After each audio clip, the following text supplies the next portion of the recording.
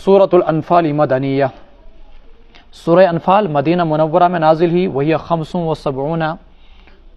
آیتن، اس میں 75 آیتیں ہیں، و10 رکوعات اور 10 رکوع۔ بسم اللہ الرحمن الرحیم، شروع اللہ کے نام سے جو بڑے مہربان نہایت رحم و کرم والے ہیں۔ یسألونک عن الانفال، وہ آپ سے دریافت کرتے ہیں مال غنیمت کے سلسلے میں۔ قل الانفال للہ والرسول، آپ کہہ دیجئے مال غنیمت اللہ ہی کا اور اس کے رسول کا۔ فاتقوا اللہ، سو اللہ سے ڈرو۔ واصلحوا ذات بینکم، اور آپ سے تعلقات کو بہتر رکھو۔ واطیعوا اللہ ورسولہ، اللہ اور اس کے رسول کی اطاعت کرو۔ ان کنتم مؤمنین، اگر تم صاحب ایمان ہو۔ مال غنیمت کسے کہتے ہیں اور یہ واقعہ کب پیش آیا؟ مال غنیمت کہتے ہیں اس مال کو جب دشمن قوم پر حملہ کیا جائے اور شدید جنگ ہو جائے، اور اس موقع پر دشمن کے گھوڑے، ہتھیار وغیرہ جو بھی چیزیں آپ کو میدان جنگ کے اندر حاصل ہوں، تو اس کو لفظ مال غنیمت سے تعبیر کیا جاتا ہے۔ دشمن کے مال کو مال غنیمت سے تعبیر کیا جاتا ہے جو جنگ کے بعد میدان جنگ میں حاصل ہو، اس کو مال غنیمت کہتے ہیں۔ جب آپ نے تعریف سن لی، اب آگے بڑھیے۔ بدر کے میدان میں جب مسلمانوں نے کفار کو شکست فاش دی، جیسا کہ ابھی تفصیل کے ساتھ واقعہ نیچے آ رہا ہے، تو اس کے بعد مسئلہ پیش آیا کہ یہ جو جنگ کے میدان میں مال غنیمت حاصل ہوا، اس کو کسے تقسیم کیا جائے اور کس کو دیا جائے۔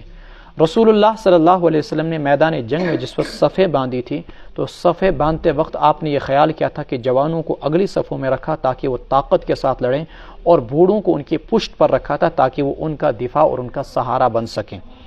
پھر جب دشمن کو شکست ہو گئی تو کچھ لوگ تو مال غنیمت سمیٹنے میں مصروف ہو گئے، اور کچھ لوگ ایسے تھے جو دشمن کا پیچھا کرنے میں مصروف تھے، جو دشمن کے پیچھے چلے گئے، اور 8 آدمی ایسے تھے، 5 انصار اور 3 مہاجرین، جن کو رسول اللہ صلی اللہ علیہ وسلم نے کچھ کاموں کی غرض سے مدینہ منورہ میں چھوڑا تھا۔ اب جب مال غنیمت سمیٹا، تو جن لوگوں نے مال غنیمت سمیٹا، ابھی تک اس کے بارے میں آسمان سے کوئی حکم نہیں اترا تھا، ان کو یہ خیال ہوا کہ یہ صرف ہمارا ہی حق ہے۔ بوڑھوں نے تو خاص کوئی جنگ میں حصہ لیا نہیں، دوسرے تو ادھر دشمن کے پیچھے چلے گئے، اور جو مدینہ میں تھے جو جنگ میں شریک ہوئے ہی نہیں، ان کو تو کوئی حق بنتا ہی نہیں ہے۔ جن 8 آدمیوں کو رسول اللہ صلی اللہ علیہ وسلم پیچھے اپنے حکم سے چھوڑا تھا، یہ 3 قسم کے طبقات بنے۔ جوان کہنے لگے مال غنیمت میں صرف ہمارا ہی حق ہے۔ بوڑھوں نے کہا کہ بھائی اگر ہم تمہارے پیچھے تمہارا سہارا نہ بنتے تو تم جنگ نہیں لڑ سکتے تھے۔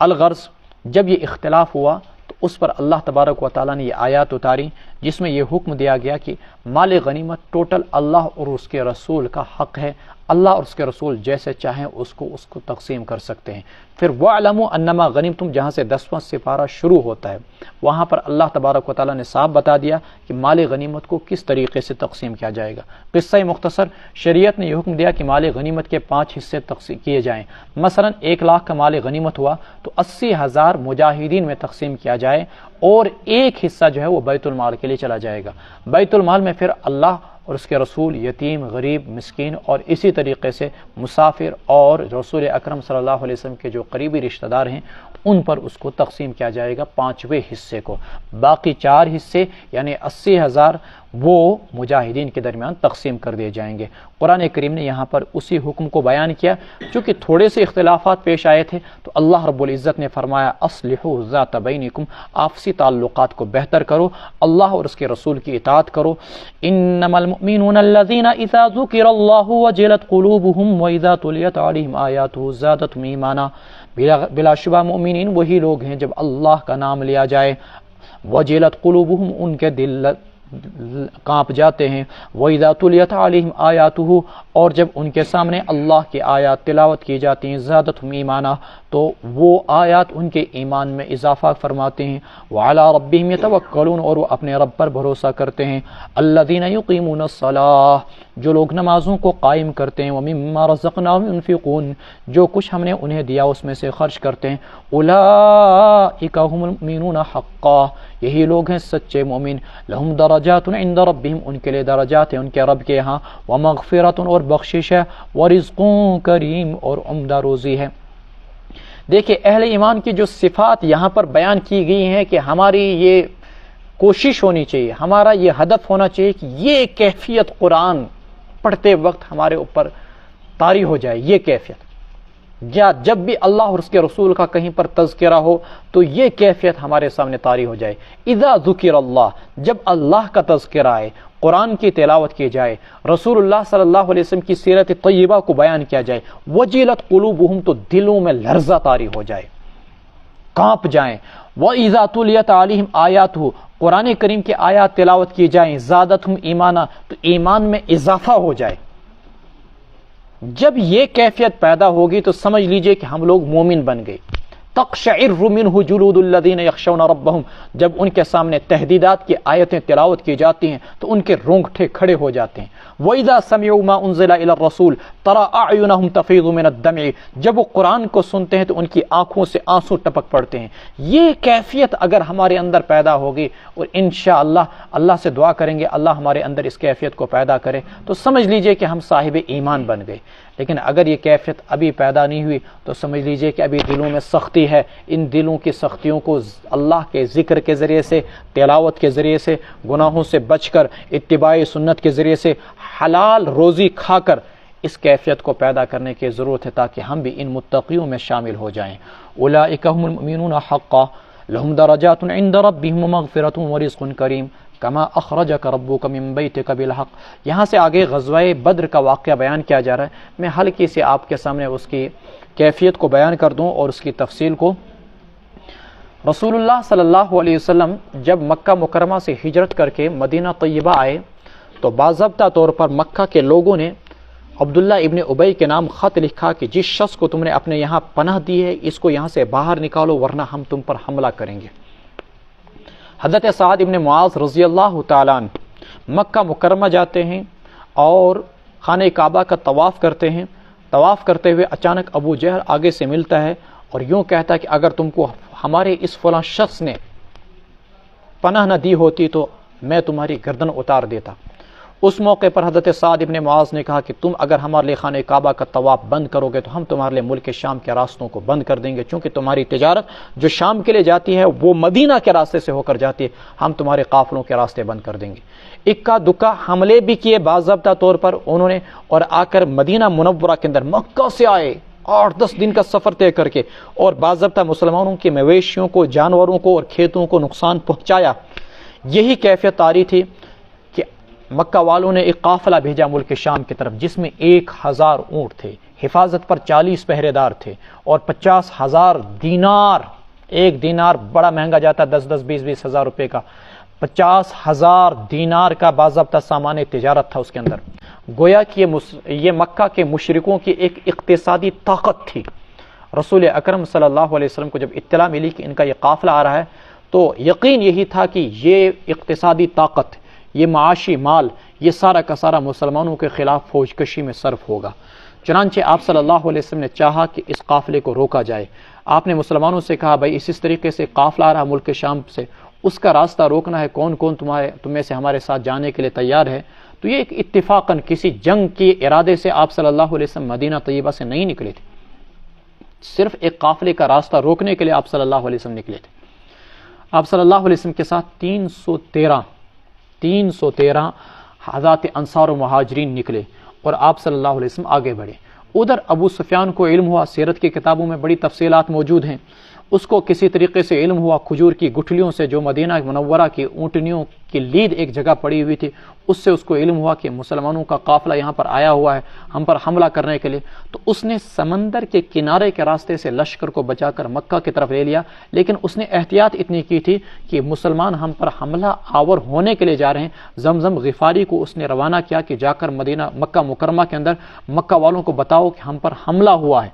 اس لیے فوراً آ کر ہماری مدد کرو. وہ مکہ مکرمہ پہنچا اور اس زمانے کے دستور کے مطابق اپنے کپڑے پھاڑے اور اونٹنی پہ الٹا بیٹھا اور چیخنا شروع کیا، تمہارے قافلے کو لوٹ لیا گیا، وہ ہو گیا، مدد کو نکلو مدد کو نکلو. چنانچہ ابو جہل 1000 لشکر کے ساتھ مسلمانوں پر حملہ کرنے کی غرض سے نکلا. اب جب ابو سفیان نے لشکر کو بچا لیا تو اس نے دوسرا قاصد دوڑا دیا کہ ہم اپنی قافلے کو بحفاظت نکال چکے ہیں، اب لڑنے کی کوئی ضرورت نہیں، واپس ہو جاؤ. لیکن ابو جہل نے کہا آج تو موقع ہے ان کو سبق سکھانے کا۔ وہ آگے بڑھا اور اس نے کسی کی بھی نہ سنی اور میدان جنگ کے اندر آ کر خیمہ زن ہو گیا بدر کے میدان میں۔ بدر کے میدان میں چونکہ وہ پہلے پہنچے تو جو چشموں کی جگہیں تھی اس پر انہوں نے قبضہ کیا، اور جو ہموار زمین تھی اس پر انہوں نے قبضہ کیا، اچھی اچھی جگہوں پر انہوں نے قبضہ کر لیا، یعنی جو اچھی پوزیشنیں تھی جنگ کے اندر، پوزیشن کا بھی بہت زیادہ عمل دخل ہوتا ہے، ان پر ان کا قبضہ ہو گیا۔ مسلمان لیٹ پہنچے۔ ادھر رسول اکرم صلی اللہ علیہ وسلم کو جب علم ہوا کہ قافلہ تو نکل گیا، اب کیا کیا جائے، اس کا پیچھا کیا جائے، اور ادھر سے آپ کو یہ بھی علم ہوا کہ ادھر سے مکہ کا ایک بڑا لشکر آ رہا ہے، تو اس کے ساتھ مقابلہ کیا جائے یا قافلے کا پیچھا کیا جائے۔ آپ نے صحابہ سے مشورہ کیا، کچھ صحابہ کی رائے تھی کہ نہیں، قافلے کا ہی پیچھا کیا جائے، چونکہ اس میں ہمیں کسی بھی قسم کی مشقت نہیں کرنی ہے اور ہمارے پاس زیادہ کچھ سامان بھی نہیں۔ ٹوٹل 70 اونٹ اور 2 گھوڑے تھے مسلمانوں کے پاس، چند تلواریں تھیں اور غالباً 60 زرہیں تھیں مسلمانوں کے پاس، ہتھیار کچھ بھی نہ تھے۔ لیکن اللہ تبارک و تعالیٰ کا مقصد ہی کچھ اور تھا۔ اللہ نے آج چاہا تھا کہ آج کے دن حق کا حق ہونا اور باطل کا باطل ہونا ظاہر ہو جائے اور کفر کو شکست فاش سے دوچار کیا جائے۔ چنانچہ جب صحابہ سے مشورہ لیا گیا، اس موقع پر حضرات مہاجرین نے تو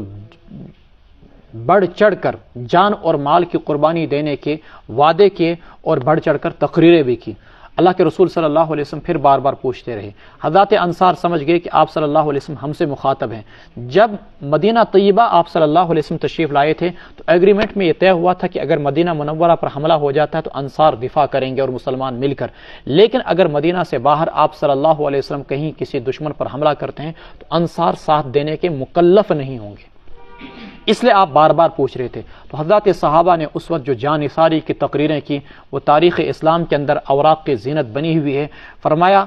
یا رسول اللہ صلی اللہ علیہ وسلم، ہم بنو اسرائیل کی طرح یہ نہیں کہیں گے کہ آپ جائیے اور آپ کا رب لڑیے، ہم آپ کے دائیں سے بائیں سے آگے سے اور پیچھے سے لڑیں گے۔ اگر آپ ہمیں حکم دے تو مقام برق الغماد تک اپنے گھوڑوں کو دوڑا کے لے جائیں گے اور آپ کے خلاف، آپ کے حق میں دشمنوں کے خلاف لڑیں گے، اور ہم سمندر میں اپنے گھوڑوں کو کودوا دیں گے۔ حضرت سعد ابن معاذ نے کہا یا رسول اللہ، اگر آپ ہمارا سارا کا سارا مال لے جائیں اس راہ خدا کے اندر ہمیں یہ منظور ہے، جو مال آپ لے لیں وہ ہم کو زیادہ پسندیدہ ہوگا اس مال سے جو آپ ہمارے پاس چھوڑ جائیں۔ ان جان نثاری کی تقریروں سے آپ صلی اللہ علیہ وسلم کے حوصلے بڑھے اور صحابہ کرام کے بھی۔ آپ نے کہا چلو پھر اللہ کے نام پر، یوں مسلمان میدان جنگ کے اندر پہنچے۔ اللہ تبارک و تعالیٰ نے مسلمانوں کی مدد کی، بارش ہوئی، مسلمانوں کے پاس پانی نہ تھا، مسلمانوں نے چھوٹے چھوٹے تالاب بنائے جس کو پینے کے لیے اور وضو وغیرہ کے لیے استعمال کیا گیا۔ اللہ تعالیٰ نے ایک اونگ مسلمانوں پر مسلط طاری کی اور جس سے مسلمانوں کو باضابطہ طور پر سکون حاصل ہوا۔ وہ صحابی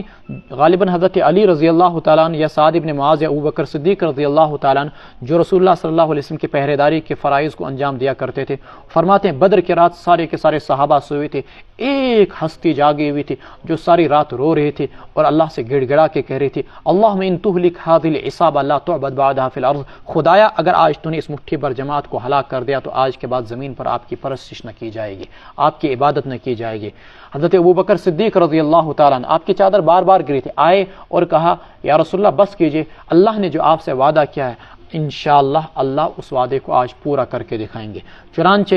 جنگ شروع ہوئی، ابتدائی مبارزے ہوئے، مقابلے ہوئے اور دشمن کو ابتدائی مقابلوں کے اندر انفرادی مقابلوں میں شکست فاش ہوئی۔ پھر اس کے بعد جب جنگ ہوئی اس میں دشمن کو شکست فاش ہوئی، 70 مشرکین مارے گئے، 70 گرفتار ہوئے، مسلمانوں میں سے 14 مسلمان شہید ہوئے۔ تو یہ کفر اور اسلام کا پہلا معرکہ تھا جس میں مسلمانوں نے بحیثیت اسٹیٹ، بحیثیت ریاست، بحیثیت فوج ایک دشمن کو شکست فاش دی اور باضابطہ طور پر عرب کے اندر ایک نئی طاقت کا ظہور ہوا۔ 17 رمضان جو کہ کل یا پرسوں تاریخ تھی، اس دن یہ رمضان سن 2 ہجری میں یہ معرکہ پیش آیا تھا۔ اللہ رب العزت ان صحابہ کرام کو جنہوں نے اس معرکے کے اندر شرکت کی تھی جزائے خیر دے اور ان کے درجات کو بلند فرمائے۔ آج جو دنیا کے اندر آپ دیکھ رہے ہیں اسلام پھلا اور پھولا ہوا ہے، اس کی پہلی اینٹ اپنے خون کے ذریعے سے، اپنی شجاعت و بہادری کے ذریعے سے انہی لوگوں نے لگائی تھی۔ کما اخرجک ربک من بیتک بالحق، وہ وقت یاد کیجئے جیسے کہ نکالا تھا آپ کے رب نے آپ کو آپ کے گھر سے بالحق ایک درست کام کے لیے۔ وَإِنَّ فَرِيقًا مِّنَ الْمُؤْمِنِينَ لَكَارِهُونَ، اگرچہ مسلمانوں میں کی ایک جماعت اسے ناپسند کر رہی تھی۔ يُجَادِلُونَكَ فِي الْحَقِّ، وہ حق ظاہر ہونے کے بعد یجادلونک فی الحق، وہ ایک برحق بات میں آپ سے جھگڑ رہے تھے، بعدما تبین، حق ظاہر ہونے کے بعد بھی، کأنما یساقون الی الموت، گویا کہ انہیں موت کی طرف ہکایا جا رہا تھا، وہم ینظرون، اور وہ دیکھ رہے تھے۔ کچھ مسلمان اس بات کے خواہاں تھے کہ قافلے کا پیچھا کیا جائے، اس لشکر 1000 جو ابو جہل کا، اس کا مقابلہ نہ کیا جائے، ہمارے پاس اتنی جنگی طاقت نہیں ہے۔ وَإِذْ يَعِدُكُمُ اللَّهُ، اور یاد کیجئے اس لمحے کو جب اللہ نے تم سے وعدہ کیا، احدى الطائفتین، دو جماعتوں میں سے ایک جماعت کا، دو گروہوں میں سے ایک گروہ کا، انہا لکم، وہ تمہاری ہوگی، وتودون، اور تم چاہ رہے تھے، ان غیر ذات الشوکۃ تکون لکم، وہ گروہ تم کو مل جائے جس میں کوئی تکلیف نہ ہو، جس میں کوئی کانٹا نہ ہو۔ وَيُرِيدُ اللَّهُ، اور اللہ چاہ رہے تھے، ان یحق الحق بکلماتی، اپنے فیصلوں سے حق کو ثابت کر دے، ویقطع دابر الکافرین، اور کافروں کی جڑ کو کاٹ دے، لیحق الحق ویبطل الباطل ولو کرہ المجرمون، تاکہ اللہ حق کے حق ہونے کو اور باطل کے باطل ہونے کو آج ظاہر کر دے، خواہ مجرم اس بات کو ناپسند ہی کیوں نہ کریں۔ اذ تستغیثون، یاد کیجئے اس لمحے کو جب تم اپنے رب سے دعائیں مانگ رہے تھے، فاستجاب لکم، اللہ نے تمہاری دعا کو قبول کیا، انی ممدکم بالف من الملائکۃ، کہ میں تمہاری مدد کروں گا 1000 فرشتوں سے، مردفین، جو لگاتار آ رہے ہوں گے۔ وما جعلہ اللہ الا بشرا ولتطمئن بہ قلوبکم، اللہ نے یہ جو مدد کا وعدہ فرمایا تھا، اللہ نے صرف خوش کرنے کے لیے فرمایا، ولتطمئن بہ قلوبکم، اور تاکہ تمہارے دل اس کے ذریعے سے مطمئن ہو جائیں۔ ومن نصر الا من عند اللہ، مدد نہیں ہو سکتی مگر صرف اللہ ہی کے پاس سے۔ ان اللہ عزیز حکیم، اللہ کی ذات زبردست ہے، حکمت والی ہے۔ یہ جو آپ نے سورہ آل عمران کے اندر تفصیل پڑھی، پہلے 1000 فرشتوں کے ذریعے سے مدد کا وعدہ، پھر 3000 فرشتوں کے ذریعے سے مدد کا وعدہ، پھر 5000 فرشتوں کے ذریعے سے مدد کا وعدہ، کیا یہ سچ میں ثابت ہوا؟ فرماتے ہیں یہ سچ میں ثابت نہیں ہوا، یہ صرف اس لیے تھا کہ مسلمانوں کے دلوں کو مضبوط کیا جائے، اور فرشتے آئے تھے لیکن انہوں نے جنگ کے اندر شرکت نہیں کی۔ البتہ کچھ فرشتوں نے مسلمانوں کے دلوں کو ثابت قدم رکھنے کے لیے اور مسلمانوں کو یہ بات دکھلانے کے لیے کہ فرشتے موجود ہیں، جنگ کے اندر شرکت کی، جیسا کہ آگے نشان کے اندر، آگے آیات کے اندر آ رہا ہے۔ اذ یغشیکم النعاس، جب تم کو اونگ تم پر چھا رہی تھی، امنت منہ، راحت کے طور پر اللہ کے جانب سے، وینزل علیکم، اللہ نے طاری کی تم پر اونگ کو اپنی جانب سے، وینزل علیکم من السماء، اور اللہ نے اتارا آسمان سے پانی، لیطہرکم بہ، تاکہ اس کے ذریعے سے تم کو پاک و صاف کرے، ویذہب عنکم رجز الشیطان، اور تم سے شیطان کے وسوسوں کو دور کر دے، ولیربط علی قلوبکم، اور تمہارے دلوں کو مضبوط کرے، ویثبت بہ الاقدام، اور اس کے ذریعے سے تمہارے قدموں کو ثابت قدم رکھے۔ یہ جو پانی برسا اللہ تعالیٰ کی جانب سے، رات کو بارش ہوئی، قرآن نے کہا اس کے 3 فائدے ہوئے۔ پہلا فائدہ کہ تمہیں پاکی حاصل کرنے کا موقع ملا، جیسے نماز ایک عبادت ہے، جہاد بھی ایک عبادت ہے۔ جہاد کے بارے میں آگے ایک چیز آئے گی، اللہ تبارک و تعالیٰ فرماتے ہیں اذا لقیتم فئۃ فاثبتوا، جب تمہارا دشمن سے مقابلہ ہو تو ڈٹ کے رہو، اور اللہ کا کثرت سے ذکر کرو عین میدان جنگ کے عالم کے اندر، وَاذْكُرُوا اللَّهَ كَثِيرًا لَعَلَّكُمْ تُفْلِحُونَ۔ تو یہ بھی ایک عبادت ہے، اس میں آپ پاکی کی حالت میں شرکت کریں گے تو اللہ تعالیٰ کی طرف سے نصرت کے امکانات مزید بڑھ جائیں گے۔ دوسرا فائدہ کہ اللہ نے جب اپنی نصرت پانی کے ذریعے سے اتاری تو شیطان کے وسوسے تم سے دور ہو گئے، اور تمہارے دلوں کو مضبوط اور پختہ کیا، تمہارے قدم جم گئے دشمن کے مقابلے میں۔ اذ یوحی ربک الی الملائکۃ انی معکم، اور اب ہوا یہ کہ مسلمانوں کے پاس پانی جمع ہو گیا، زمین جو ان کے پاس اچھی نہیں تھی، ریت ہی ریت تھی، وہ ریت جم گئی، اور کافروں کی زمین جو اچھی تھی وہ کیا بن گئی؟ اب دلدل والی بن گئی، ان کے لیے چرنا پھرنا مشکل ہو گیا، ان کے پاس پانی کی بہتات ہوگی، اور مسلمانوں کے پاس پانی اعتدال میں آ گیا۔ اذ یوحی ربک الی الملائکۃ انی معکم، یاد کیجئے وہ لمحہ جب آپ کا رب فرشتوں کو حکم کر رہا تھا، وہی کر رہا تھا فرشتوں کی طرف، انی معکم، میں تمہارے ساتھ ہوں، فثبتوا الذین آمنوا، سو ثابت قدم رکھو ان لوگوں کو جنہوں نے ایمان لایا، سألقی فی قلوب الذین کفروا الرعب، ان قریب ڈالوں گا میں کافروں کے دلوں میں رعب، فاضربوا فوق الاعناق، مارو گردنوں کے اوپر، واضربوا منہم کل بنان، اور مارو ان کے اعضاء میں سے ہر جوڑ کو، کل بنان فرماتے ہیں کہ فرشتوں کے مقتولوں کا پتہ ایسے چل جاتا تھا کہ ان کی گردنوں پر نشانات نیلے قسم کے ہوتے تھے، گویا کہ فرشتوں نے گرز سے ان کو مارا ہو، یا ان کے پوروں پر اور ان کے جوڑوں پر نشانات ہوتے تھے، جس سے معلوم یہ ہوتا تھا کہ فرشتوں سے کے گرز سے مرا ہے اور یہ مسلمان کی تلوار سے نہیں مرا ہے۔ ایک صحابی کہتے ہیں میں نے ایک دشمن کو مارنے کے لیے تلوار اٹھائی، ابھی میری تلوار ہوائی کے اندر تھی کہ میں نے دیکھا کہ اس کافر کی گردن نیچے پڑی، میں سمجھ گیا کہ اللہ تعالیٰ کی جانب سے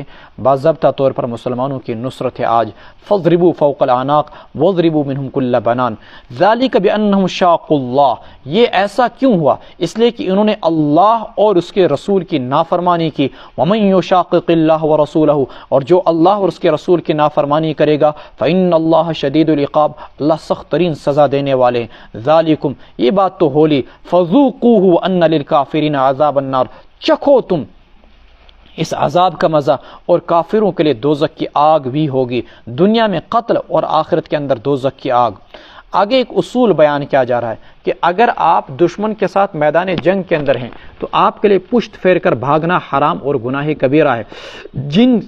7 گناہوں کو گناہ کبیرہ میں سے شمار کیا گیا، اکبر کبائر سب سے بڑے گناہ، من جملہ ان میں سے ایک یہ بھی ہے وَالتَّوَلِّ یوم الزحف، اور جب دشمن کے ساتھ گھمسان کا رن پڑا ہو اس موقع پر آپ میدان جنگ سے پشت پھیر کر بھاگ نہیں سکتے ہیں۔ یا ایھا الذین آمنوا اذا لقیتم الذین کفروا زحفا،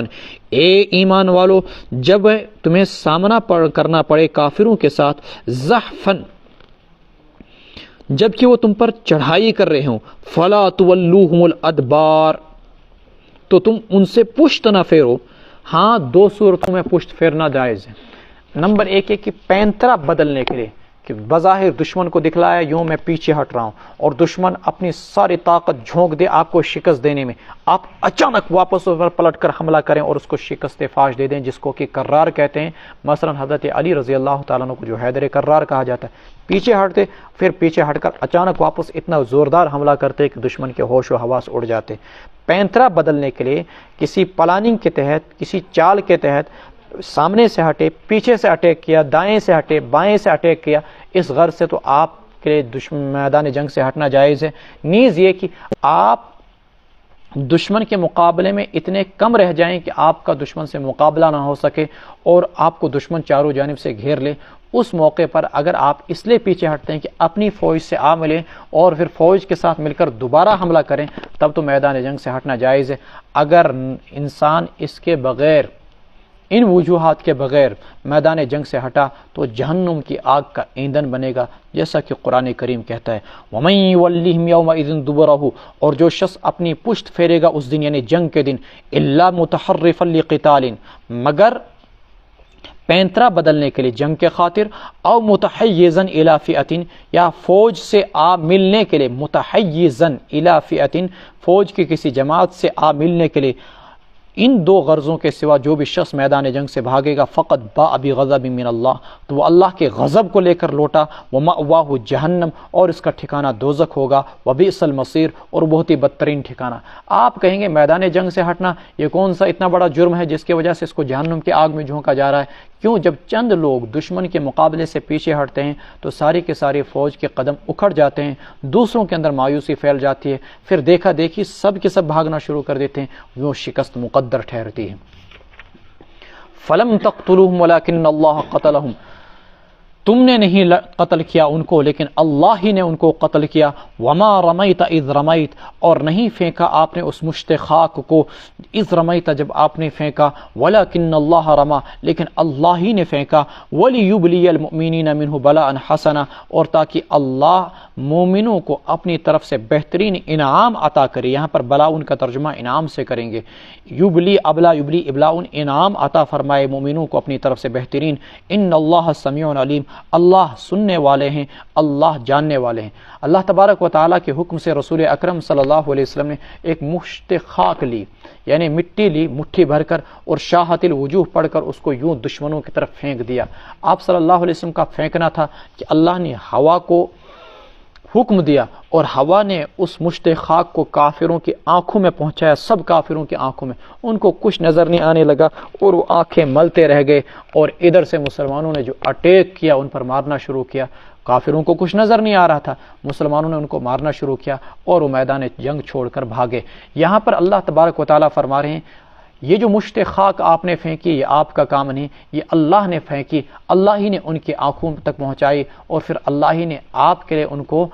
گاجر مولی کی طرح پیش کیا آپ کے سامنے، اور آپ نے ان کو بری طریقے سے پھر کاٹا۔ ذالکم ان اللہ موہن کید الکافرین، یہ مضمون تو ہو گیا، لیکن اللہ ہی وہ ذات تھی کہ جو کافروں کی تدبیر کو کمزور کرنے والا تھا، موہن کمزور کرنے والا کافروں کی تدبیر کو۔ ان تستفتحوا فقد جاءکم الفتح، اگر تم فتح مانگتے تھے تو لو وہ فتح آ گئی، وان تنتهوا فهو خیر لکم، اور اگر تم باز آ جاؤ تو وہ تمہارے لیے بہتر ہے، وان تعودوا نعود، اور اگر تم دوبارہ یہی حرکت کرو گے تو ہم بھی دوبارہ وہی کریں گے۔ وَلَن تُغْنِيَ عَنْكُمْ فِئَتُكُمْ شَيْئًا، تمہاری جماعت، تمہارا جتھا تمہارے کچھ کام نہیں آئے گا، خواہ وہ کتنا ہی زیادہ کیوں نہ ہو۔ وَلَوْ كَثُرَتْ وَأَنَّ اللَّهَ مَعَ الْمُؤْمِنِينَ، اللہ اہل ایمان کے ساتھ ہے۔ جس وقت ابو جہل مکہ مکرمہ سے نکلا تو یہ خانہ کعبہ کے پاس گئے، خانہ کعبہ کا غلاف پکڑ کر دعا کی، خدایا ہم میں سے جو، ہم دونوں جماعتوں میں سے یعنی مسلمانوں اور مشرکوں میں سے جو جماعت آج حق پر ہے تو اس کو فتح دے دے۔ اپنی فتح کی دعا نہیں مانگی، اس کو اپنے حق پر ہونے کا، باطل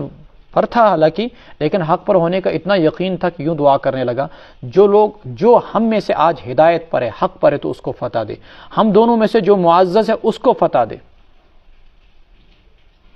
ہم میں سے جو آج صلہ رحمی کرنے والا اس کو فتح دے، جو قطع رحمی کرنے والا اس کو شکست فاش دے۔ اس قسم کی دعائیں کی۔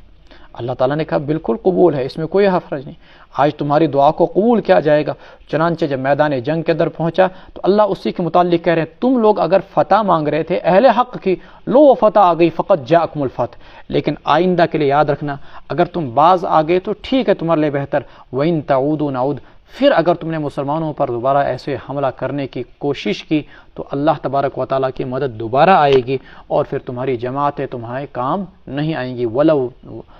کثرت، خواہ وہ کتنی زیادہ کیوں نہ ہو، وَأَنَّ اللَّهَ مَعَ الْمُؤْمِنِينَ۔ یا ایھا الذین آمنوا اطیعوا اللہ ورسولہ، اے ایمان والو اللہ اور اس کے رسول کی بات مانو، ولا تولوا عنہ، اللہ اور اس کے رسول کی اطاعت سے روگردانی نہ اختیار کرو، انتم تسمعون، جب کہ تم اللہ کے احکامات کو سنتے بھی ہو، ولا تکونوا کالذین، یعنی مفعول محذوف، انتم تسمعون آیات اللہ، ولا تکونوا کالذین قالوا سمعنا، ان لوگوں کی طرح نہیں ہو جانا جنہوں نے یہ بولا کہ ہم نے سن لیا، حالانکہ وہ سنتے نہیں، یعنی یہ جو مشرک ہیں کہتے ہیں ہم نے سنا، کہاں سنا؟ سننے کا مطلب یہ ہوتا ہے کہ دل کے کانوں سے سنا جائے اور غور و فکر کر کے اس کو مانا جائے، یہ صرف جانوروں کی طرح صرف ظاہری کانوں سے سننا یہ کوئی کمال نہیں۔ ان شر الدواب، مخلوقات میں سے سب سے بدترین مخلوق اللہ تعالیٰ کے ہاں وہ لوگ ہیں، الصم، جو کہ بہرے ہیں، البکم، گونگے ہیں، الذین لا یعقلون، جو سمجھتے نہیں، یعنی ساری مخلوقات میں سے جانوروں سے بدتر یہ مشرکین ہیں جو بہرے اور گونگے ہیں، حالانکہ حقیقتاً بہرے اور گونگے نہیں تھے لیکن حق کو سننے سے چونکہ گونگے تھے،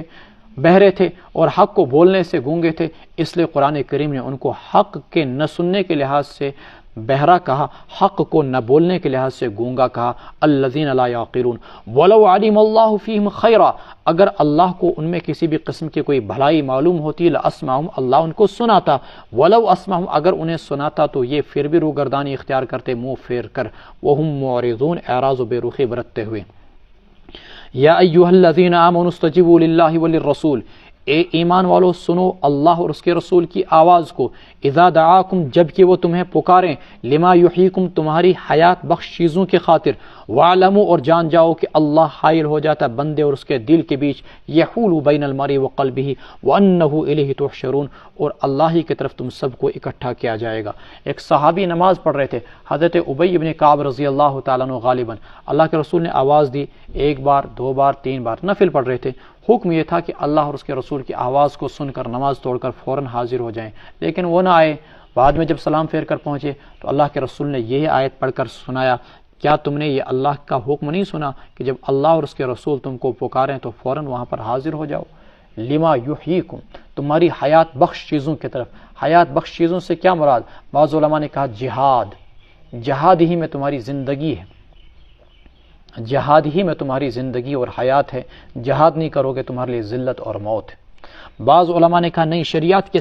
سارے احکام لوگوں کے لیے زندگی کی حیثیت رکھتے ہیں، لما یحییکم، کہ انسان شریعت کے احکامات پر عمل کرے تو زندہ، انسان شریعت کے احکامات پر عمل نہ کرے تو حقیقتاً وہ مردہ ہے۔ یہاں آگے ایک اور مضمون آیا، وَاعْلَمُوا أَنَّ اللَّهَ يَحُولُ، یہ بڑا بھیانک قسم کا ایک عبرت ناک مضمون ہے کچھ لوگوں کے لیے۔ اللہ انسان اور اس کے دل کے درمیان حائل ہو جاتے ہیں، یعنی جب انسان گناہ کرتا ہے تو پھر کیا ہو جاتا ہے، اللہ تبارک و تعالی گناہوں میں نیکی کے لیے آڑ بن جاتے ہیں، دل اتنا سخت ہو جاتا ہے پھر اللہ تبارک و تعالی آڑ بن جاتے ہیں کہ یہ بندہ نیکی نہیں کر سکتا ہے۔ ان اللہ یحول، اللہ آڑ بن جاتے ہیں انسان اور اس کے دل کے بیچ، گناہ کرتے اتنا سنگ دل ہو جاتا ہے، نیکی کرنا بھی چاہے تو اللہ تعالیٰ پھر آڑ بن جاتے ہیں۔ دوسرا مفہوم یہ بیان کیا گیا اس آیت کا، نیکی میں گناہ کے لیے آڑ بن جاتے ہیں۔ انسان جب خوب نیکی کرتا ہے اور تقوی کے مقام پر پہنچتا ہے، پھر اگر انسان گناہ کرنا چاہے تو اللہ تعالیٰ بندے اور گناہ کے بیچ آڑ بن جاتے ہیں، اللہ بندے اور گناہ کے بیچ آڑ بن جاتے ہیں، اور اللہ تعالیٰ اس اپنے نیک بندے کو گناہ کرنے نہیں دیتے ہیں۔ اللہ ہم سب کو بھی اسی دوسری صفت والا بنا دے۔ وَاتَّقُوا فِتْنَةً لَا تُصِيبَنَّ الَّذِينَ ظَلَمُوا مِنْكُمْ خَاصَّةً، بچو تم اس وبال سے جو ان لوگوں کو خاص طور پر نہیں پہنچے گا تم میں سے جنہوں نے ظلم کیا، شرک کیا، بلکہ وہ سبھی کو پہنچے گا وہ اللہ تعالیٰ کا عذاب۔ وَاعْلَمُوا، جان جاؤ کہ اللہ سخت ترین عذاب والا۔ یہ بھی بڑی بھیانک قسم کی آیت ہے کہ جب اللہ کا عذاب آتا ہے تو وہ صرف مجرموں کو نہیں آئے گا، نیکوں کو بھی آئے گا۔ اس لیے مجرموں کو جرم سے روکو قبل اس کے کہ اللہ کا قہر آ جائے، ورنہ صرف مجرم ہی اللہ کے قہر کا شکار نہیں ہوں گے، نیک لوگ بھی اللہ کے قہر کا شکار ہو جائیں گے۔ کہتا ہے وہ سمجھ کیا، جب اللہ کا قہر، وبال اور عذاب آئے گا تو وہ صرف مجرموں کو نہیں آئے گا بلکہ نیکوں کو بھی آئے گا۔ وَاتَّقُوا فتنہ، فتنہ کا ترجمہ وبال، عذاب، قہر، غضب، صرف ان لوگوں کو نہیں جنہوں نے ظلم کیا خاص طور پر، یعنی سبھی کو آئے گا، نیکوں کو بھی اور خاصوں کو بھی آئے گا۔ اس لیے گناہوں سے روکنا ہر مومن کا فریضہ ہے، ورنہ جب اللہ کا قہر آتا ہے تو وہ پھر اچھے اور برے لوگوں کے درمیان تمیز نہیں کرے گا۔ ایک روایت میں آتا ہے اللہ کے رسول صلی اللہ علیہ وسلم نے فرمایا قرب قیامت میں ایک لشکر اٹھے گا اور وہ خانہ کعبہ پر حملہ کرنا چاہے گا، مکہ کے قریب ایک فاصلے پر پہنچے گا جہاں پر ان کو دھسا دیا جائے گا۔ پوچھنے والے نے پوچھا یا رسول اللہ، یقیناً ان میں سے اس لشکر کے ساتھ کچھ ایسے بھی لوگ ہوں گے جن کو زبردستی ساتھ لیا ہوا پانی پلانے کے لیے، جانوروں کو گھاس دلانے کے لیے وغیرہ وغیرہ، تو کیا وہ بھی اللہ کے عذاب کا شکار ہو جائیں گے؟ اللہ کے رسول نے کہا سب کو دھسا دیا جائے گا۔ ہاں پھر یہ الگ بات ہے کہ قیامت کے دن انما یبعثون علی نیاتہم، اپنی اپنی نیتوں کے لحاظ سے ان کو اٹھایا جائے گا، یعنی جو نیک لوگ ہوں گے ان کے ساتھ اچھا سلوک ہوگا، جو برے لوگ ہوں گے ان کے ساتھ برا سلوک ہوگا، لیکن یہ کہ عذاب کے اندر اچھے اور برے دونوں کو ہلاک کر دیا جائے گا، عذاب میں اچھے اور برے دونوں لوگوں کو ہلاک کر دیا جائے گا۔ اللہ حفاظت فرمائے۔ اس سلسلے میں پیچھے بہت ساری روایات اور احادیث ذکر کی جا چکی ہیں۔ وَاذْكُرُوا إِذْ أَنْتُمْ قَلِيلٌ مُسْتَضْعَفُونَ فِي الْأَرْضِ، یاد کیجئے جب تم زمین میں تھوڑے سے تھے، مستضعفون کمزور تھے اور تمہیں دبا کر رکھا جاتا تھا، تخافون تمہیں یہ ڈر رہتا تھا ان یتخطفکم الناس کہ لوگ تمہیں اچک نہ لیں، فآواکم اللہ نے تم کو ٹھکانہ دیا، پناہ دی، وَأَيَّدَكُم بِنَصْرِهِ اپنی نصرت کے ذریعے سے تم کو مضبوط اور پختہ بنایا، وَرَزَقَكُم مِّنَ الطَّيِّبَاتِ اور تم کو پاکیزہ روزی دی، لَعَلَّكُمْ تَشْكُرُونَ تاکہ تم شکر گزار بندے بن جاؤ۔ جب رسول اکرم صلی اللہ علیہ وسلم ہجرت کر کے مدینہ طیبہ تشریف لائے تو یہ جو آیت کے اندر مضمون بیان کیا گیا بیائی نہیں یہی حالت تھی، مسلمان دبے ہوئے سہمے ہوئے، راتوں کو پہرا دیا جا رہا ہے، کہیں ادھر سے دشمن نہ حملہ کر دے، ادھر سے دشمن نہ حملہ کر دے، تخافون ان یتخطفکم الناس، اور جب تک مکہ مکرمہ میں تھی یہی اندیشہ تھا 30-40 مسلمان نہ معلوم کس وقت کافر ہمارا خاتمہ کر دیں اور ہم کو ختم کر دیں۔ اللہ تبارک و تعالیٰ فرماتے ہیں میں نے تم کو اس دور مظلومیت سے، دور جبر سے، دور ضعف سے، دور کمزوری سے باہر نکالا، ٹھکانہ دیا تم کو مدینہ میں جہاں تم کو باضابطہ تم نے اپنی ایک سٹیٹ اور اپنی ایک ریاست بنائی، اور اللہ نے تمہاری مدد کی میدان بدر کے اندر، اور اللہ تبارک و تعالیٰ نے تم کو پاکیزہ روزی مدینہ میں کھانے کے لیے دی، لعلکم تشکرون تاکہ تم شکر گزار بندے بن جاؤ۔ اب جب تم بدر میں فتح کے بعد ایک طاقتور جماعت بن گئے تو تمہیں اللہ تعالیٰ کے اس احسان کو کبھی بھولنا نہیں چاہیے کہ اللہ نے تمہیں کمزور، بے سر و سامان اور بے بس ہونے کے باوجود جو فتح سے نوازا، اس میں تمہارا کوئی بھی اختیار نہیں تھا، تمہاری کوئی بھی اس میں عمل دخل نہیں تھا، وہ صرف اور صرف اللہ تبارک و تعالیٰ ہی کی مدد تھی۔ ومن نصر الا من عند اللہ العزیز الحکیم کے تحت مسلمانوں کو یہ سبق دیا گیا کہ جنگ کے اندر اصلاً فتح و شکست کا معیار تم ہتھیاروں کو اور فوج کی کثرت کو نہ سمجھنا، جنگ کے اندر مسلمانوں کے لیے فتح و نصرت کا جو معیار ہے وہ صرف اور صرف اللہ تعالیٰ کی مدد، اللہ تبارک و تعالیٰ کا ساتھ، اللہ تعالیٰ کی معیت ہے۔ یا ایھا الذین آمنوا لا تخونوا اللہ۔ غزوہ خندق کے بعد ایک واقعہ پیش آیا، بنو قریظہ نے مسلمانوں کے ساتھ عہد شکنی کی۔ اللہ کا حکم آیا کہ بنو قریظہ جو یہودیوں کا ایک قبیلہ تھا مدینہ طیبہ کے اندر آباد، باضابطہ قلعوں کے اندر، اللہ کی طرف سے حکم آیا کہ ان کا محاصرہ کیا جائے۔ مسلمانوں نے محاصرہ کیا، کئی دن گزر گئے، کئی دن گزرنے کے بعد وہ لوگ محاصرے سے تنگ آئے، مذاکرات شروع ہوئے۔ مذاکرات کی خاطر اللہ کے رسول صلی اللہ علیہ وسلم نے حضرت ابو لبابہ کو ان کے پاس بھیجا، ابو لبابہ بن عبد المنذر، وہ ان کے پاس پہنچے۔ چونکہ حضرت ابو لبابہ کے بچے بھی خود انہی کے قلعے کے اندر تھے، خود انہی کے درمیان موجود تھے، ان کے بیٹے انہی کے، ان کے بچے اولاد وغیرہ وہیں پر تھے۔ تو ابو لبابہ سے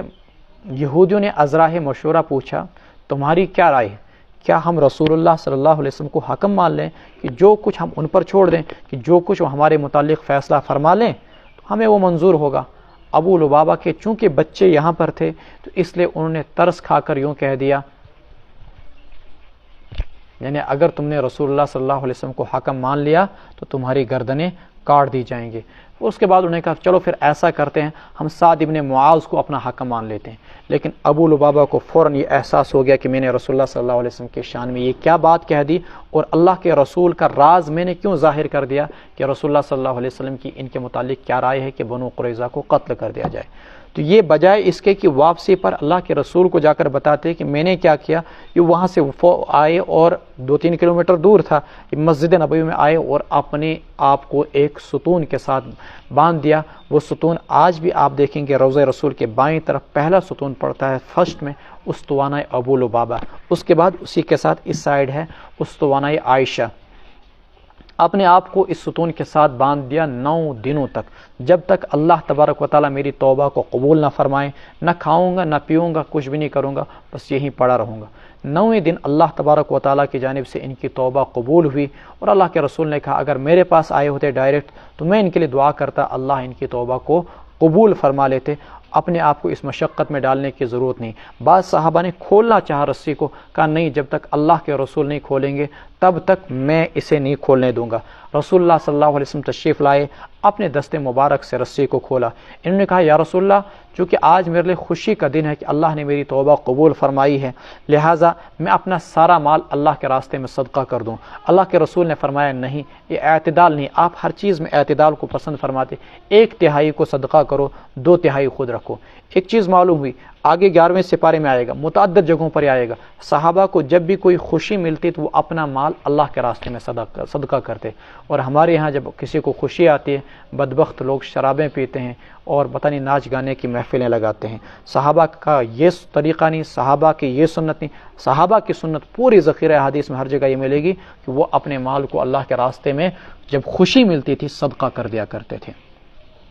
یا ایھا الذین آمنوا، اسی پر یہ آیت اتری، اے ایمان والو مت بے وفائی کرو اللہ اور اس کے رسول کے ساتھ، وتخونوا اماناتکم، اور نہ اپنی امانتوں میں خیانت کرو، وانتم تعلمون، جب کہ تم جانتے ہو۔ بھروسہ کسی کا یہ بھی ایک امانت ہوتی ہے، کسی نے آپ پر بھروسہ کیا تو یہ بھی ایک امانت ہے، آپ اس کے راز کو فاش نہ کریں ورنہ یہ بھی ایک امانت کے اندر خیانت ہوگی۔ وَاعْلَمُوا، جان جاؤ کہ تمہارے اموال اور تمہارے اولاد آزمائش ہیں، وَأَوْلَادُكُمْ فِتْنَةٌ وَأَنَّ اللَّهَ عِندَهُ أَجْرٌ عَظِيمٌ، اور اللہ ہی کے ہاں بڑا اجر ہے۔ یا ایھا الذین آمنوا، اے ایمان والو، ان تتقوا اللہ، اگر تم اللہ سے ڈرو، یجعل لکم فرقانا، اللہ تمہیں حق اور باطل کے درمیان امتیاز کرنے کی صلاحیت سے نوازے گا، وَيُكَفِّرْ عَنْكُمْ سَيِّئَاتِكُمْ، اللہ تمہارے گناہوں کو مٹا دے گا، وَيَغْفِرْ لَكُمْ، تم کو بخش دے گا، وَاللَّهُ ذُو الْفَضْلِ الْعَظِيمِ، اللہ بڑے فضل والے ہیں۔ تقوی کی دولت سے اللہ انسان کو ایسا دماغ عطا کرتے ہیں جس کے ذریعے سے انسان حق اور باطل کے درمیان امتیاز کر سکتا ہے، صحیح کیا ہے غلط کیا ہے۔ اور اللہ تعالیٰ رچن جس انسان کے پاس تقوی کی دولت نہیں ہوتی ہے اس کو اچھائی اور برائی کے درمیان تمیز کرنے کی صلاحیت مفقود ہو جاتی ہے۔ ایک دور آتا ہے کہ وہ گناہ کو اچھا سمجھتا ہے اور نیکی کو برا سمجھتا ہے۔ جا کے پوچھو ان مشرکوں سے، وہ پردے کو کہیں گے غلط ہے، بے پردگی کو کہیں گے یہ اچھی، کیونکہ اللہ نے ان کی صلاحیتوں کو چھین لیا ہے۔ اگر وہ تقوی کی راہ پر چلتے تو اللہ ان کو حق اور باطل کے درمیان، اچھائی اور برائی کے درمیان امتیاز کرنے کی صلاحیت سے نوازتے، اللہ ان کے گناہوں کو معاف کر دیتے۔ یہ تقوی پر 2-3 انعام یہاں پر اللہ تعالیٰ نے گنوائے ہیں۔ وَإِذْ يَمْكُرُ بِكَ الَّذِينَ كَفَرُوا، اور یاد کیجئے اس لمحے کو جب وہ کافر لوگ آپ کے متعلق سازشیں کر رہے تھے، لِيُثْبِتُوكَ، کہ آپ کو قید میں ڈالیں، گرفتار کریں، او يَقْتُلُوكَ، یا آپ کو قتل کریں، او يُخْرِجُوكَ، یا آپ کو جلا وطن کریں۔ وَيَمْكُرُونَ، وہ سازشیں کر رہے تھے اور اللہ بھی تدبیر کر رہا تھا۔ وَيَمْكُرُ اللَّهُ وَاللَّهُ خَيْرُ الْمَاكِرِينَ، اللہ سب سے بہترین تدبیر کرنے والے ہیں۔ اسے ہجرت کے واقعے کی طرف اس آیت کے ذریعے سے اشارہ کیا گیا ہے۔ رسول اللہ صلی اللہ علیہ وسلم اور صحابہ کا جب مکہ میں جینا دوبھر کر دیا گیا، ابتداءً آپ نے مسلمانوں کو حبشہ کی طرف ہجرت دی، اور بعد میں اللہ کے حکم سے آپ نے مسلمانوں کو مدینہ کی طرف ہجرت کی اجازت دی۔ اب آہستہ آہستہ یہ ہو گیا کہ مکہ کے سارے گھرانے خالی ہو گئے، وہاں پر صرف کمزور اور بے بس مسلمان رہ گئے۔ ایک دن ابو جہل نے بھی یوں کہا، کل دار وان طالت سلامتها یوما ستدرکها النکباء والحوب، کوئی گھر خواہ کتنے ہی عرصے تک وہ آباد رہے، عیش و عشرت کا ٹھکانہ رہے، لیکن ایک دن آتا ہے کہ موت اور مصیبتیں اس پر چھا جاتی ہیں۔ ویران گھروں کو دیکھ کر اس کے منہ کے اندر بھی افسوس کے الفاظ آ ہی گئے تھے۔ بہرحال فائنلی انہوں نے رسول اکرم صلی اللہ علیہ وسلم کے بارے میں پلاننگ بلائی، چونکہ مکہ خالی ہو گیا، اب کیا کیا جائے؟ کہا کہ رسول اللہ صلی اللہ علیہ وسلم کے متعلق کوئی حتمی اور فائنل فیصلہ اور ڈیسیژن لیا جائے۔ چنانچہ دارالندوہ، جو ان کا ایک قسم کا پارلیمنٹ گھر تھا، وہاں پر مشورہ بلایا گیا اور مکہ کے سارے قبائلوں کے سردار اس میں اکٹھے ہو گئے اور باضابطہ مشورے آنے لگے۔ کسی نے کہا کہ ان کو قید میں ڈالا جائے۔ شیخ نجد کی صورت میں ابلیس لعین شیطان بھی وہاں پر حاضر تھا۔ اس نے بولا کہ میں بھی تم کو کوئی اچھا مشورہ دوں گا۔ اس نے کہا یہ کیا کرو گے تم؟ ان کے متبعین آئیں گے اور حملہ کر کے چھڑا کر لے جائیں گے۔ کسی نے کہا جلا وطن کر دیں گے۔ شیخ نجد کی صورت میں ابلیس لعین نے کہا جلا وطن کرو گے تو جہاں پر یہ جائیں گے تم دیکھتے نہیں ہو ان کے اخلاق و کردار کو، وہاں کے لوگ ان کے گرویدہ بن جائیں گے اور یہ اپنے مذہب کو وہاں پر پھیلائیں گے، لہٰذا اس میں بھی فائدہ نہیں۔ ابو جہل نے کہا کہ ایسا کریں گے، ان کو قتل کریں گے۔ ابلیس لعین نے کہا یہ ہے مشورہ اگر کوئی قبول کرنے کے لائق ہے۔ پھر یہ طے ہوا کہ مکہ کے ہر قبیلے سے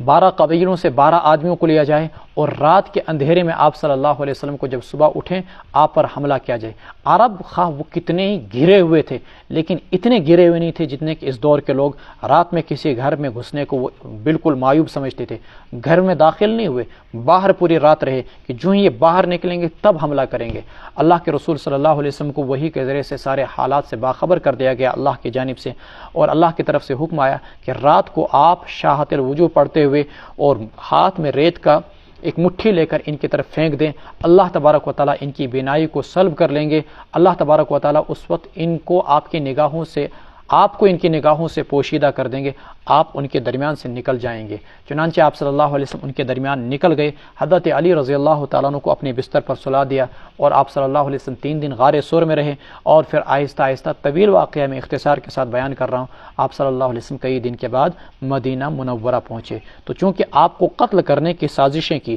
جلا وطن کی سازشیں کی، قید میں ڈالنے کی سازشیں کی، اللہ تبارک و تعالیٰ نے ان سارے واقعات کی یاد دہانی دلائی کہ کس طریقے سے یہ لوگ مسلمانوں کے دشمن بنے بیٹھے تھے۔ وَإِذَا تُتْلَىٰ عَلَيْهِمْ آيَاتُنَا، اور جب ان کافروں کے سامنے ہماری آیات تلاوت کی جاتی ہیں، قَالُوا قَدْ سَمِعْنَا، یوں کہتے ہیں کہ ہم نے سن لی، لَوْ نَشَاءُ، اگر ہم چاہیں تو ہم بھی اسی جیسا کلام کہیں، لَقُلْنَا مِثْلَ هَٰذَا إِنْ هَٰذَا إِلَّا أَسَاطِيرُ الْأَوَّلِينَ، یہ تو پہلوں سے منقول کہانیاں ہیں۔ نضر بن حارث تجارت وغیرہ کی غرض سے ملک شام جایا کرتا تھا۔ شام کے اندر ایک شہر تھا ہیرا، وہاں پر یہ عموماً شاہان فارس اور شاہان روم کے قصے کہانیاں سنا کرتا تھا۔ پھر آ کر مکہ مکرمہ کے اندر لوگوں کو آ کر کہتا آ جاؤ میں تم سے اس سے بہتر قصے کہانیاں سناؤں، محمد رسول اللہ تم کو کیا قصے کہانیاں سنائیں گے، میں تم کو اس سے اچھا کہانیاں سناتا ہوں، یہ تو صرف پہلو سے منقول قصے کہانیاں سناتے ہیں۔ قرآن کریم نے نضر بن حارث کی اسی حرکت کا یہاں پر تذکرہ کیا۔ ابو جہل بدبخت نے یوں کہا، مسلم شریف کی روایت ہے، خدایا اگر یہ دین سچ ہے تو آسمان سے ہم پر پتھر برسا دے۔ وَإِذْ قَالُوا، اور جب انہوں نے کہا، آپ کہنے والا تو ابو جہل تھا، مکہ والوں کو اس کی طرف کیوں منسوب کیا گیا قول کو؟ اس لیے کہ مکہ والے اس کی بات پر خاموش رہے، اور کسی کی بات پر خاموش رہنا گویا کہ آپ بھی اس کے ساتھ پھر شریک ہیں، کہنے میں شریک ہیں۔ وَإِذْ قَالُوا، گویا کہ آپ کی بھی وہی دلی چاہت ہے۔ وَإِذْ قَالُوا، اور جب انہوں نے کہا اللہم ان کان ھذا ھو الحق من عندک، اگر یہ قرآن سچی کتاب ہے آپ کی جانب سے، فامطر علینا حجارۃ من السماء، تو ہم پر آسمان سے پتھر برسا، او ائتنا بعذاب علیم، یا لیا کوئی دردناک عذاب۔ کتنے سنگ دل تھے یہ، کیا پہاڑ جیسے لوگ تھے یہ، ان کے دلوں کے اندر رتی برابر ایمان داخل نہیں ہو رہا تھا۔ اللہ تعالیٰ فرماتے ہیں عذاب کرنے کو تو اتارنے کو تو میں اتار سکتا تھا، ہلاک کرنے کو تو میں ہلاک کر سکتا تھا، لیکن اللہ کا دستور ہے کہ جس بستی میں پیغمبر ہوں وہاں اللہ کا عذاب نہیں آتا، جس بستی میں استغفار کرنے والے موجود ہوں وہاں اللہ کا عذاب نہیں آتا۔ چنانچہ جب تک رسول اللہ صلی اللہ علیہ وسلم مکہ میں موجود رہے ان پر عذاب نہیں آیا۔ مسلم شریف کی روایت ہے آپ صلی اللہ علیہ وسلم کے نکلنے کے کچھ ہی عرصے کے بعد ان پر اتنا شدید اللہ کا عذاب آیا، بھوک مری اور قحط سالی، کہ ان کو مردے کھانے پڑے، مردے ان کو کھانے پڑے، اور بھوک کی وجہ سے آنکھیں اندر کے لیے دھنس گئی، ہر وقت ان کو آسمان پر دھواں ہی دھواں نظر آتا، یہاں تک کہ رسول اللہ صلی اللہ علیہ وسلم نے باضابطہ طور پر ان کو ریلیف بھیجا تھا۔ اوی اتینا مدینہ منورہ سے، وما کان اللہ لیعذبہم، اللہ ایسا نہیں ہے کہ ان کو عذاب دے اس حال میں کہ آپ ان کے درمیان موجود ہوں، وما کان اللہ معذبہم، اور اللہ ایسا نہیں کہ ان کو عذاب دے درا حال ہے کہ وہ استغفار کر رہے ہوں۔ اب آپ کہیں گے وہ کہاں استغفار کرتے جبکہ وہ مومن ہی نہیں تھے؟ نہیں، کفار مکہ بھی باضابطہ طواف کرتے، وہ یہ الفاظ زبان سے کہتے غفرانک غفرانک، اے اللہ ہم تیری بخشش کے طلبگار ہیں، ہم تیری بخشش کے طلبگار ہیں۔ ان کے اسی استغفار کی وجہ سے اللہ تبارک و تعالیٰ کی جانب سے ان پر عذاب عام نہیں آیا۔ وما لهم الا يعذبهم اللہ، اللہ ان کے اندر ایسی کون سی بات ہے کہ اللہ ان کو عذاب نہ دے، جبکہ ان کی حرکتیں تو دیکھیے، وهم يصدون عن المسجد الحرام، وہ روکتے ہیں لوگوں کو مسجد حرام سے، وما كانوا اولیاء، حالانکہ وہ اس کے متولی نہیں، ان اولیاءہ الا المتقون، مسجد حرام کے حقیقی متولی تو صرف خدا ترس لوگ ہیں، متقی لوگ ہیں، ولکن اکثرهم لا يعلمون، لیکن ان میں سے بیشتر لوگ جانتے نہیں۔ اللہ تبارک و تعالیٰ فرماتے ہیں یہ کس لحاظ سے خانہ کعبہ کے متولی بنتے ہیں؟ ان کو تو عبادت کرنے کا طریقہ اور سلیقہ بھی نہیں، کرتے کیا تھے؟ خانہ کعبہ کا ننگا طواف کرتے، کیا تھے؟ سیٹیاں بجاتے خانہ کعبہ کے گرد طواف کرتے ہوئے، کرتے کیا تھے؟ تالیاں بجاتے تھے خانہ کعبہ کے گرد طواف کرتے ہوئے۔ فرمایا کہ تمہاری عبادتیں تو صرف ننگا طواف، تمہاری عبادتیں تو سیٹیاں بجانا، تمہاری عبادتیں تو صرف تالیاں بجانا، یہ ہے تمہاری عبادت و بندگی، تم کہاں سے اس کے وارث و جانشین ہو گئی؟ وما کان صلاتہم، اور نہیں ہوتی تھی ان کی عبادت و نماز بیت اللہ کے پاس مگر الا مکاء و تصدیہ، سیٹیاں بجانا، وتصدیہ تالیاں بجانا، فذوقوا العذاب بما کنتم تکفرون، چکھو تم عذاب کا مزہ اس وجہ سے جو کچھ تم انکار کیا کرتے تھے۔ آج کل بھی لوگوں نے بس یہی کچھ لوگوں نے عبادتیں ایسی بنا دی، رنگ کسی پر ڈالنا اور اسی طریقے سے پٹاخے پھوڑنا، مسلمانوں نے بھی ان کی دیکھا دیکھی قوالی، گانا بجانا اور نہ معلوم کن کن چیزوں کو دین بنا دیا، اور شب برات کے اندر چراغاں کرنا، موم بتیاں جلانا، اس چیز کو دین بنا دیا، حالانکہ قرآن کریم کے اندر ان رسومات کا نام دین نہیں رکھا گیا ہے۔ ان الذین کفروا ينفقون اموالهم، یقیناً جو لوگ اپنے اموال کو خرچ کرتے ہیں لیصدوا عن سبیل اللہ، تاکہ وہ اللہ کے راستے سے روکیں، فسینفقونها، پس وہ اپنے مال کو اللہ کے راستے میں خرچ کرتے رہیں گے، ثم تکون علیہم حسرۃ، پھر یہ مال کا خرچ کرنا ان پر باعث حسرت ہوگا، ثم یغلبون، پھر وہ مغلوب ہو جائیں گے، شکست کھا جائیں گے، والذین کفروا الی جہنم یحشرون، اور جن لوگوں نے کفر کیا ان سب کو جہنم کے پاس اکٹھا کیا جائے گا۔ کفار مکہ نے بہت مال خرچ کیا احد کے موقع پر، اس کے علاوہ دیگر مواقع پر، کیوں؟ اسلام کی طاقت کو روکنے کے لیے، اسلام کے انقلاب کو روکنے کے لیے، اسلام کے عروج کو زوال سے بدلنے کے لیے۔ اللہ تعالیٰ فرماتے ہیں یہ بہت پچھتائیں گے قیامت کے دن، کیوں؟ اس لیے کہ یہ مال خرچ کرنا ان کے لیے باعث حسرت ہوگا، دنیا میں بھی اس لیے کہ شکست کھا گئے تو مال خرچ کرنے کا کوئی فائدہ ہی نہیں ملا، الٹا ہی ان کو غربت سے دوچار ہونا پڑا، فاقے لگ گئے ان کو، مصیبتوں اور پریشانیوں کا سامنا کرنا پڑا، اور ساتھ ہی دوسرا مسئلہ یہ کیا ہے کہ قیامت کے دن بھی مال کا خرچ کرنا ان کے لیے حسرت کا باعث ہوگا، کہ یہ مال کا خرچ کرنا ان کے لیے باعث وبال ہوگا اور باعث عذاب۔ لیمیز اللہ الخبیث من الطیب، اللہ ایسا نہیں کہ تم کو بس ایسے ہی چھوڑ دے، تاکہ اللہ جدا کرے ناپاک کو پاک سے، وَيَجْعَلَ الْخَبِيثَ بَعْضَهُ عَلَى بَعْضٍ، اور ناپاک لوگوں کو ایک ساتھ کر دیں، فَيَرْكُمَهُ جَمِيعًا، پھر دوزخ میں پھر ان کو جمع کر دیں ناپاک لوگوں کو، فَيَجْعَلَهُ فِي جَهَنَّمَ، اور پھر ان کو دوزخ میں ڈال دے، أُولَٰئِكَ هُمُ الْخَاسِرُونَ، یہی لوگ ہیں نقصان اٹھانے والے۔ یرکمہ، رقم یرکمہ، اکٹھا کرنا، جمع کرنا، اور یجعل الخبیث بعضه علی بعض، اللہ نیکوں کو الگ کریں گے، اللہ بروں کو الگ کریں گے، اللہ مومنوں کو الگ کریں گے، اللہ مشرکوں کو الگ کریں گے۔ پھر ان مشرکوں کو یہ پہلے والے ہوں یا بعد والے ہوں، وہاں والے ہوں یا یہاں والے ہوں، کسی بھی خطے کے ہوں، کسی بھی زمانے کے ہوں، کسی بھی جگہ کے ہوں، اللہ ان سب کو ایک جگہ اکٹھا کرے گا اور پھر ان کو ایک ساتھ جہنم کے اندر ڈال دے گا، فَيَجْعَلَهُ فِي جَهَنَّمَ أُولَٰئِكَ هُمُ الْخَاسِرُونَ۔ اس لیے یہ ایمان اور کفر کے مارکے پیش آتے رہتے ہیں۔ قُل لِّلَّذِينَ كَفَرُوا إِن يَنتَهُوا يُغْفَرْ لَهُم مَّا قَدْ سَلَفَ، آپ کہہ دیجئے ان کافروں سے، إِن يَنتَهُوا، اگر وہ باز آ جائیں اور ایمان لے آئیں تو ان کے سابقہ گناہوں کو بخش دیا جائے گا، وَإِن يَعُودُوا، اور اگر وہ پھر دوبارہ اسلام پر حملہ آور ہو جائیں، فقد مضت سنت الاولین، تو پھر پہلوؤں کا طریقہ یعنی اللہ کے عذاب کی آمد کا طریقہ وہ تو چلا ہی آیا ہے۔ یعنی اگر یہ لوگ کافر ہیں تو ان سے آج تک جو غلطیاں اور کوتاہیاں ہوئی ہیں وہ ان کے سابقہ گناہ معاف ہو جائیں گے۔ کل تک تم نے بدر کے میدان میں مسلمانوں کے خلاف تلواریں اٹھائیں، معاف۔ تم نے مکہ مکرمہ میں مسلمانوں کو ستایا، معاف۔ تم نے مسلمانوں کے خلاف مال خرچ کیا، معاف۔ تم نے شرابیں پی، معاف۔ تم نے بہت سارے قتل کیے، معاف۔ لیکن باضابطہ طور پر حقوق اللہ تو سارے معاف ہو جائیں گے اسلام قبول کرنے کے بعد کافروں کے، لیکن حقوق العباد کا سنہ معاف کیے تھے۔ ایک انسان نے قتل کیا، قتل کرنے کے بعد وہ اسلام لایا اور اب چاہتا ہے کہ اسلام لانے کی وجہ سے میرا قصاص معاف ہو جائے، تو حقوق العباد معاف نہیں ہوگا۔ ہاں، ایک اسلام نے چوری کی تھی، اسلام قبول کرتا ہے تو اسلام قبول کرنے کے بعد اس کی سزا معاف ہو جائے گی۔ کیوں؟ اس لیے کہ جو چوری ہے اس کی جو سزا ہے یہ حقوق اللہ میں سے، نہ کہ حقوق العباد میں سے۔ ایک انسان نے زنا کیا، سزا اس کی یہ تھی کہ اس کو باضابطہ 100 کوڑے لگائے جائیں، لیکن اس نے اسلام قبول کیا تو یہ جو 100 کوڑے ہیں یہ اللہ کے حقوق میں سے، یہ اس کو معاف ہو جائے گا، اب اس کو زنا کی سزا جاری نہیں ہوگی۔ یغفر لہ ما قد سلف، سابقہ سارے گناہ معاف۔ ہاں، اسلام قبول کرنے کے بعد چوری کرے گا، اسلام قبول کرنے کے بعد زنا کرے گا، اب اس کے ہاتھ بھی کاٹے جائیں گے، اب اس کے باضابطہ طور پر 100 کوڑے بھی اس کو لگیں گے۔ لیکن حقوق العباد، کسی کی چوری کر رکھی ہے، چوری کرنے کے بعد وہ اسلام قبول کرتا ہے، اب سوچتا ہے کہ یہ سارا کا سارا مال میرا ہو جائے، ہرگز نہیں۔ اسلام قبول کرنے کے بعد بھی تمہیں حقوق العباد کی ادائیگی کرنی پڑے گی، لوگوں کو ان کا مال دینا پڑے گا، اور اگر کسی کا ناحق قتل کر رکھا ہے تو قصاص کے اندر تم کو اسلام قبول کرنے کے باوجود بھی قتل کر دیا جائے گا۔ قصہ مختصر تھا، ذی الفضیات، کیا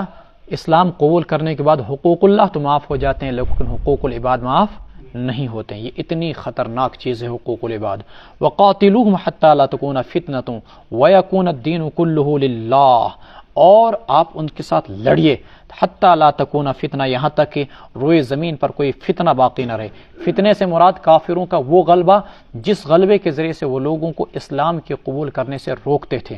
وَيَكُونَ الدِّينُ، اور حکومت ساری کس کی ہو جائے؟ اللہ ہی کی ہو جائے، کلہ للہ۔ فَإِنِ انتہوا، اگر وہ باز آ جائیں، فَإِنَّ اللَّهَ بِمَا يَعْمَلُونَ بَصِيرٌ، جو کچھ وہ کر رہے ہیں اللہ اسے دیکھ رہے ہیں۔ وَإِن تَوَلَّوْا، اور اگر وہ پھر دوبارہ روگردانی اختیار کرتے ہیں، فَاعْلَمُوا، جان جائیے، أَنَّ اللَّهَ مَوْلَاكُمْ، اللہ ہی تمہارا ولی ہے، آقا ہے، نعم المولا، وہ کیا ہی خوب، کیا ہی بہترین آقا ہے، ونعم النصیر، اور کیا ہی بہترین مددگار ہے۔ یہ دعا کثرت سے مانگنی چاہیے اور پڑھنی چاہیے، حسبنا اللہ نعم الوکیل نعم المولا ونعم النصیر، خصوصاً جب کہ دشمنوں کا ڈر ہو، اس موقع پر اس زبان پر ان کلمات کا ورد رکھا جائے، اللہ دشمنوں کا ڈر دل سے ختم کر دیں گے اور اللہ تبارک و تعالی دشمنوں کے غلبے کو بھی ختم کر دیں گے۔ صدق اللہ العلی